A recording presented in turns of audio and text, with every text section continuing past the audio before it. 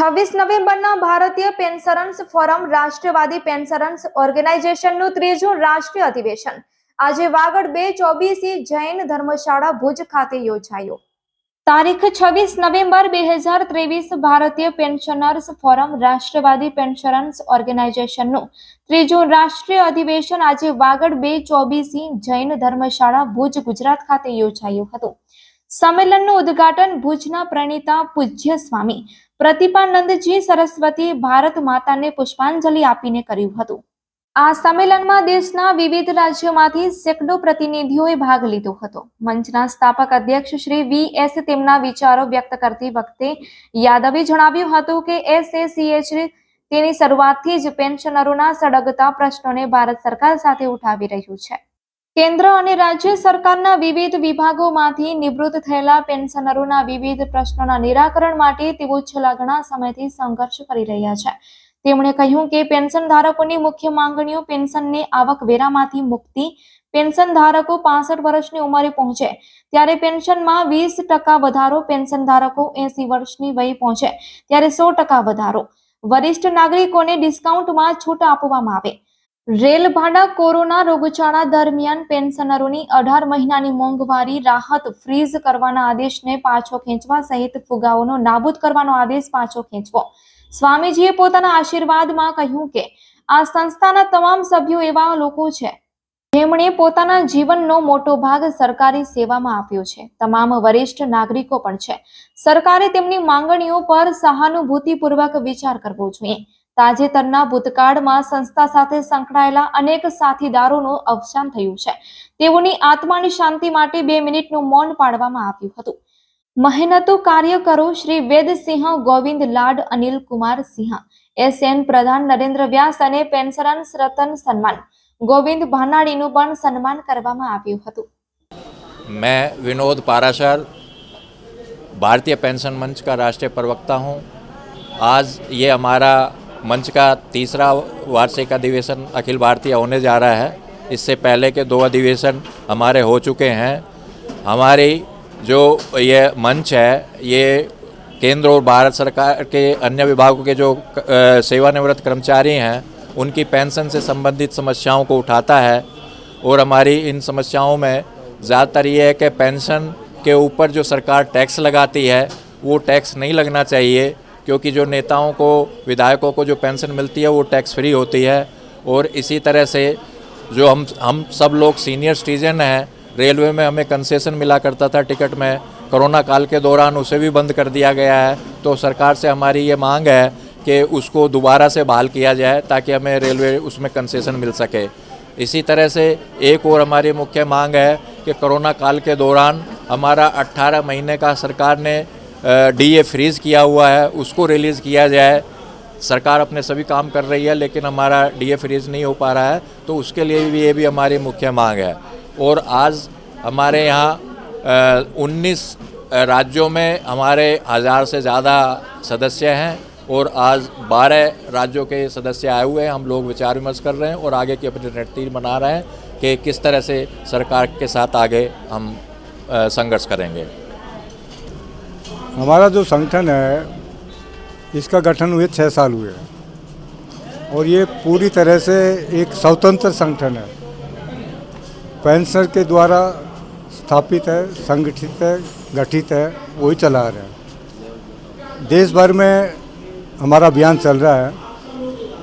अपना ये अखिल भारतीय अधिवेशन है आज और ये तीसरा अधिवेशन है। इस अधिवेशन में जितने ज्वलंत मुद्दे हैं पेंशनर के,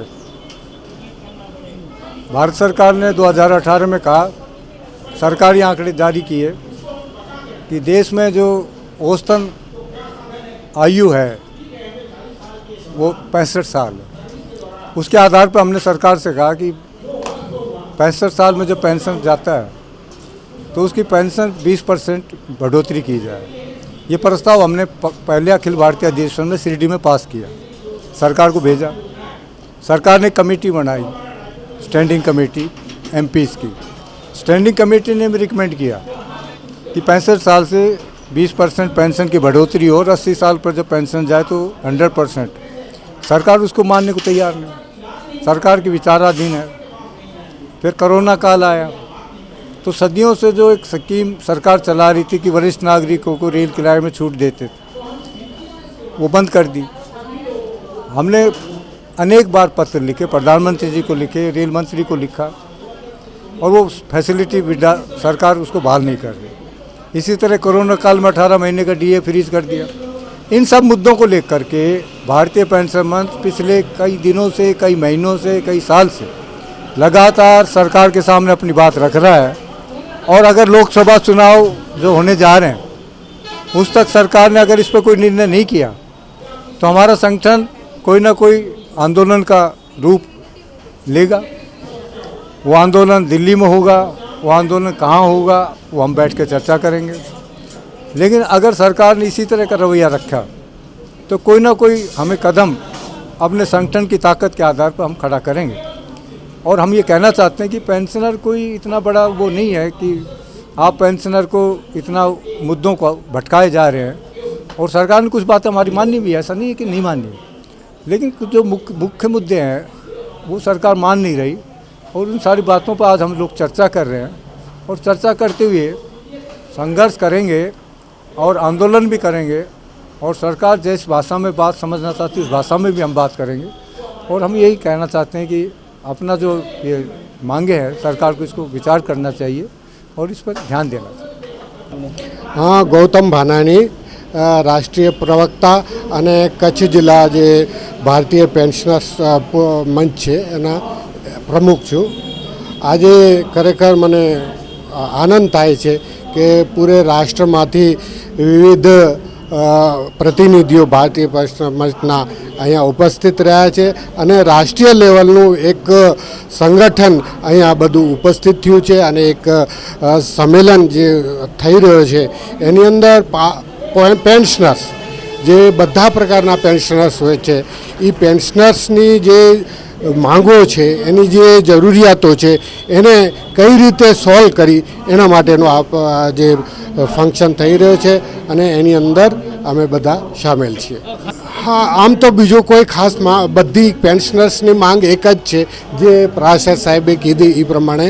પરંતુ અમારા કચ્છના એક સ્પેશિયલ જે પ્રશ્ન છે કે દાખલા તરીકે જે ફ્રોડ થયો હતો, જે રાવલવાડીનો ફ્રોડ હતો, તો એ ફ્રોડને પણ અમે થોડી વિશ્લેષણ કરશું કે એમાં જે નિર્દોષ કર્મચારી છે એને પણ જે પનિશમેન્ટ વગેરે ન થાય એના માટે અમે પ્રયત્ન કરશું.